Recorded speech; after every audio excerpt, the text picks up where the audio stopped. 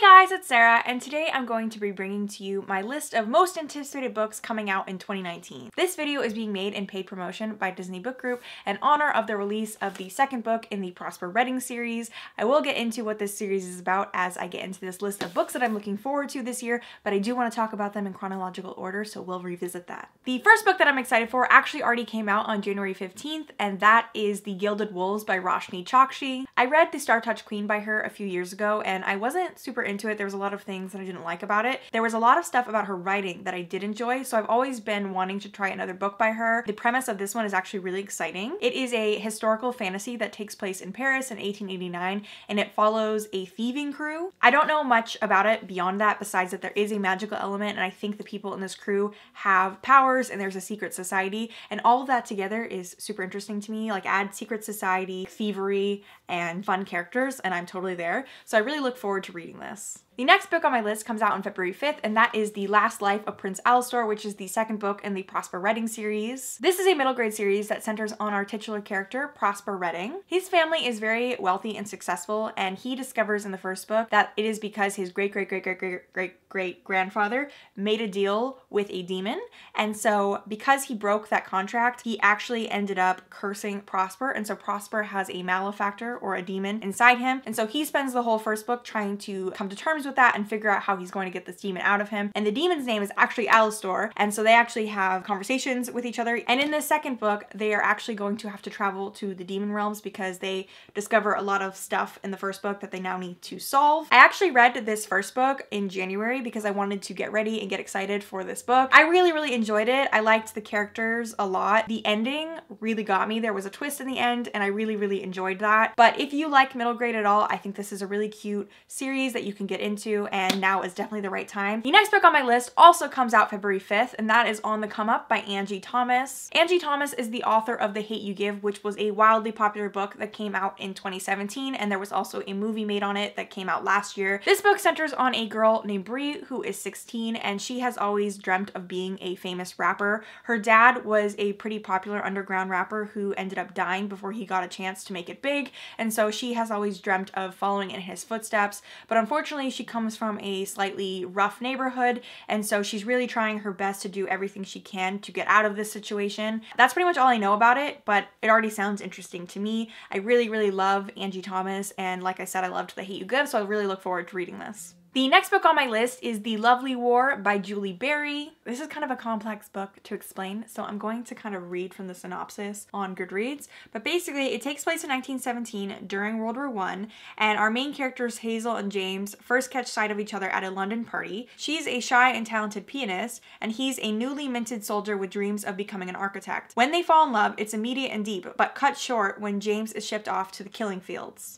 Aubrey Edwards is also headed to the trenches, a gifted musician who's played Carnegie Hall. He's a member of the 15th New York Infantry, an all-African-American regiment being sent to Europe to help end the Great War. Love is the last thing on his mind, but that's before he meets Colette Fournier, a Belgian, I don't know how to say that word, chanteuse? We're gonna have to Google that right now. What the fuck does that word mean? Oh, it is a female singer of popular songs, especially in a nightclub. Okay, that makes sense. 30 years after these four lovers' fates collide, the Greek goddess Aphrodite tells their stories to her husband and her lover, Ares, in a luxe Manhattan hotel room at the height of World War II. She seeks to answer the age-old question, why are love and war eternally drawn to one another? I think that sounds really interesting. I love that it mixes like Greek mythology with like World War I and II, and that it has like an African-American main character. There's just a lot of things going for this book, and I really love Julie Berry because I read her middle grade book, The Emperor's Ostrich, a few years ago, and I absolutely loved it. So I really look forward to reading this. The next book on my list is A Question of Holmes by Brittany Cavallaro. This is the fourth book in the Charlotte Holmes series, and it comes out March 5th. So what you need to know about the Charlotte Holmes series is that it centers on two characters that are actual descendants of the original Sherlock and Holmes. In the first book, Jamie decides that he wants to leave England to go to a private private school in America to be closer to his dad who lives in the US and also go to the school that Charlotte goes to. Basically, their families have a long history of being connected because of the original Sherlock and Holmes, and he's always been very interested in meeting her because they're the same age. And while they're at school, there ends up being a murder and they get framed for it, so they have to work together to solve it. And the rest of the series just kind of follows them solving mysteries together. This fourth book is going to be really interesting because there was a lot of relationship development and mystery development in the third book. I actually didn't even know there was going to be a fourth book, and I was so sad when the third book ended, and then I was really excited to see on Goodreads that there was going to be another one. I know it sounds very cheesy with the way the synopsis sounds, but it's actually super interesting and really great, and I absolutely love the characters. I think they're really complex and they're really good takes on the original Sherlock and Holmes. Like, they're similar but different, and so I really look forward to reading it. The next book on my list comes out on March 5th as well, and that is Daisy Jones and the Six. This is probably going to be on everyone's most anticipated list because everyone and their mom loved The Seven Husbands of Evelyn Hugo last year, which is by the same author. And when I say everyone and their mom, I really mean everyone and their mom because I actually got my mom a copy and she absolutely loved it. So I don't really know too much about this book beyond that it is about a band that breaks up in the 60s. So I'm going to skim the synopsis on Goodreads as I tell you about it. So basically we have Daisy, who is coming of age in LA in the late 60s. She sneaks into clubs, she likes to sleep with rock stars, and she dreams of singing at the Whiskey Go-Go, which probably is like a club or something that I don't know about. So what I'm reading here is that there's also another band called The Six that is led by a guy named Billy Dunn. When they're going to be touring, his girlfriend Camila finds out she's pregnant, and with the pressure of impending fatherhood and fame, Billy goes a little wild on the road. Daisy and Billy cross paths when a producer realizes that the key to supercharged success is to put the two together. What happens next will become the stuff of legend.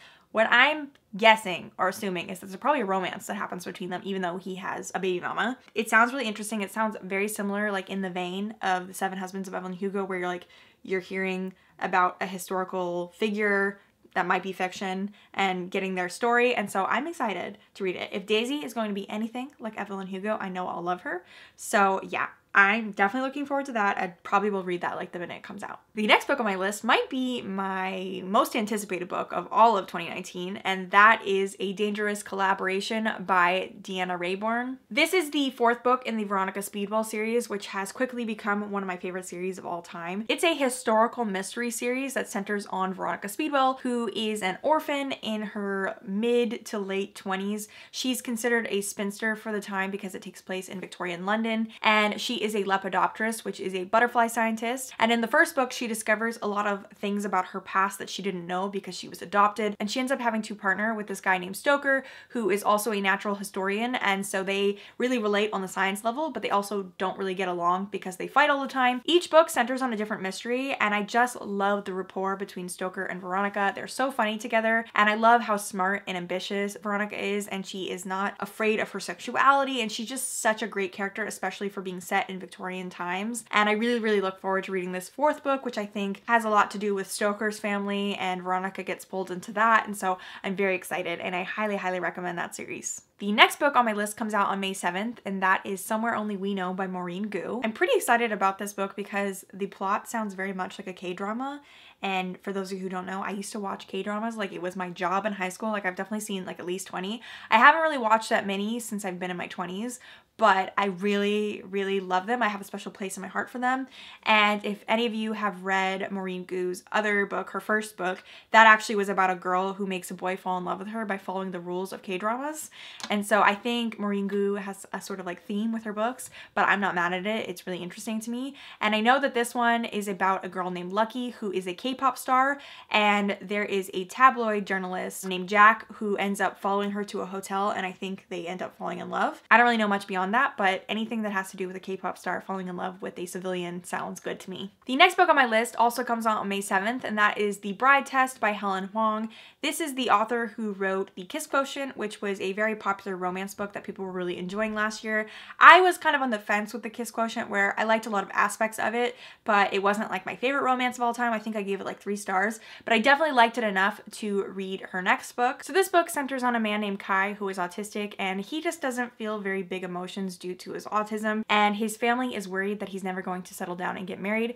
So his Vietnamese mother decides to return to Vietnam to find him a bride. His mother returns with this woman named Esme, who jumps on the opportunity to go to the US to meet a potential husband because her family has fallen on hard times and she definitely needs to make this work so that she can support them. And so she is not against this arranged marriage. From what I gather, hijinks are going to ensue because Esme is trying to seduce Kai, but he's not responding to it. And so I think it's going to be a really fun and interesting book. I really hope that I enjoy it more than The Kiss Quotient. It has some of the elements that I really enjoyed in that. And I also really like books that have to do with arranged marriage. I don't know why, but I've always loved that concept of like you were forced into a situation, but then you fall in love anyway.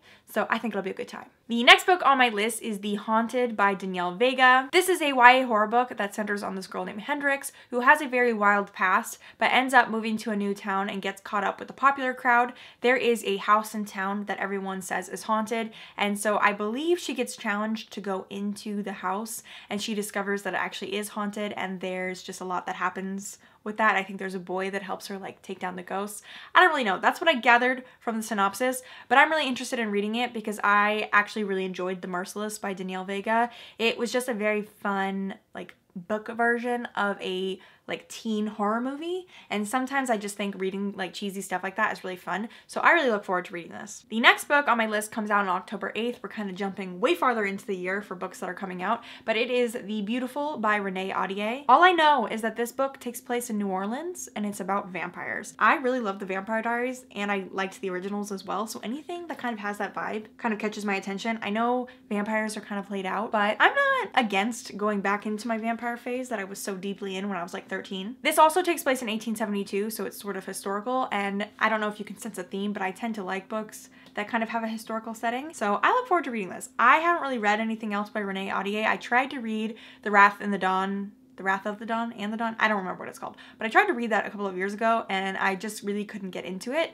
So I'm interested in trying one of her books again. So I think it'll be a good time. The next book comes out on November 5th, and that is The Starless C by Erin Morganstern. This is the same author who wrote The Night Circus, which is a book that I am on the fence about. I don't love it as much as everyone else, but I like it enough that I really want to read more by this author. I know absolutely nothing about this book, so we're going to read the Goodreads synopsis together. So it's about a guy named Zachary Ezra Rollins, and he's a graduate student in Vermont, and he discovers a strange book hidden in the library stacks. As he turns the pages, entranced by tales of lovelorn prisoners, key collectors, and nameless acolytes, he reads something strange, a story from his own childhood. That is interesting. Bewildered by this inexplicable book and desperate to make sense of how his own life came to be recorded, Zachary uncovers a series of clues, a bee, a key, and a sword, that lead him to a masquerade party in New York, to a secret club, and through a doorway to a subterranean library hidden far below the surface of the earth. There's more in the synopsis, but that's already enough to hook me. That sounds super interesting. I don't know why, but it gave me like never-ending story vibes. That third movie with Jack Black was one that I was really into when I was a kid.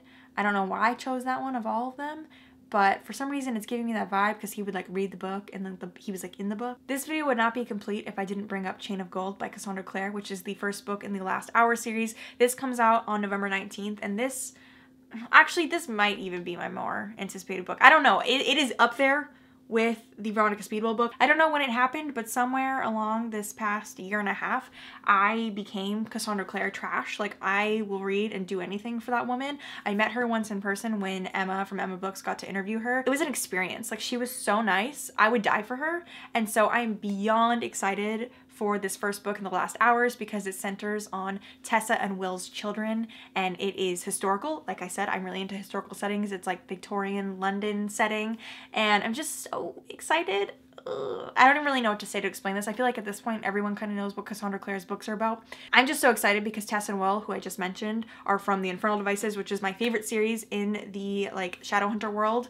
So I'm really looking forward to this. I don't really know what else to say besides that it's going to be really good. The next book on my list doesn't have a release date, but it is Wayward Son by Rainbow Rowell. If you've been following me since 2015, you'd know that I absolutely love Rainbow Rowell. I think I read all of her books between 2015 and 2016. This is the second book in the Simon Snow series, which is based on the fan fiction that you can find in Fangirl. I know that's a weird way to explain it, but basically think Harry Potter, but different.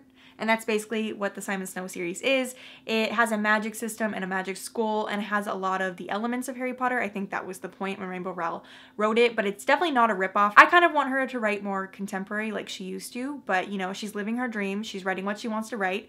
So I'm here for it. I'm gonna read this. I absolutely love the characters in the Simon Snow series, so I think it'll be a good time. Maybe I'll like it more than Carry On, so we'll see. The second to last book on my list also does not have a release date, and that is Misaligned by Gloria Chao. She is the author of American Panda, which was a book that I think she published last year. I don't really know. I know I read it last year, but she is a Taiwanese author who tends to write own voices books about Taiwanese characters. I know I sound like a broken record, but I don't really know that much about this, but there is a blurb on Goodreads, so let's read it together. It says it's about a teen outcast who is swept up in a whirlwind romance when another Taiwanese family moves to her small, predominantly white Midwestern town. I liked American Panda, but there were things I didn't love about it. That's a common theme you're seeing in this video. I like to give authors a second chance. That's basically what this video is all about. And so I liked Gloria Chao's writing enough to keep reading, and I love the own voices element. She really nails the Taiwanese experience because obviously she lived it, and so I really look forward to reading this. I don't know when it comes out, but fall. We'll read it then. Final book on my list also does not have a release date or a title or a cover reveal, but it is the first book in the Ronan trilogy by Maggie Stiefvater. I'm pretty sure it's coming out this year based on some of the people in the industry that I've spoken to and also just from reading Maggie's Twitter, but I don't really know much about it beyond that it is a series centering on Ronan, who was a character in the Raven cycle that I didn't love at first, but he really grew on me, and I'm very interested to read more about him and his love interest from the Raven cycle, and so I'm excited, and he is just like a precious little gay, tough, soft boy, and I'm just here for it. So we definitely will read that if it comes out this year. So yeah. But that's pretty much it for this list of books that I'm looking forward to in 2019. Let me know down below what your anticipated reads are, if you share any of mine or if you have any that I didn't mention. I want to thank Disney Book Group again for sponsoring this video and providing me with this copy of The Last Life of Prince Alastor. I really look forward to reading it. It's a really, really cute middle grade, so I highly recommend it. Thank you all so much for watching. You're all beautiful. Have a nice day. Searching for bases, covering up the hole. I'll fight for your love, I'll fight.